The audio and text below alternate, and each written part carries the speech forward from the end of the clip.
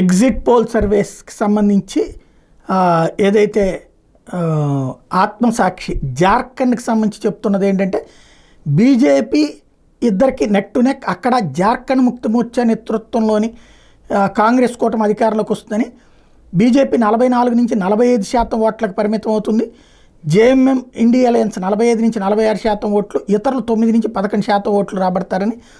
43 నుంచి 45 స్థానాలతో జార్ఖండ్ ముక్తి మోర్చా కాంగ్రెస్ కూటమి అధికారంలోకి వస్తుందని. 36 నుంచి 38 స్థానాలతో భారతీయ జనతా పార్టీ నేతృత్వంలోని ఎన్డీఏ సెకండ్ ప్లేస్కి పరిమితం అవుతుందని. ఇతరులు 2 నుంచి 3 స్థానాలు సాధిస్తారన్నటువంటి వేసిన అంచనా.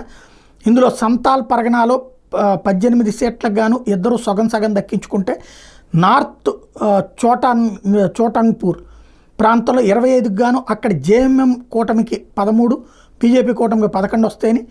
కొల్హాన్ ప్రాంతంలో 14కు గాను 8 జేఎంఎంకి 6 బీజేపీకి వస్తాయని. సౌత్ చోటాంగ్పూర్లో 15కు గాను 7 జేఎంఎం 7 బీజేపీ 2 సగం సగం వస్తాయని. పాలమూలో 9కి గాను 5 జేఎంఎం 4 బీజేపీకి వస్తాయి. ఇతరులు 2 స్థానాలు గెలుచుకుంటారన్నటువంటిది అంచనా వేస్తున్నారు. ఓవరాల్గా ఈ ఇంపాక్ట్ ఎలా ఉంటుందో రేపు తెలిసిపోతుంది.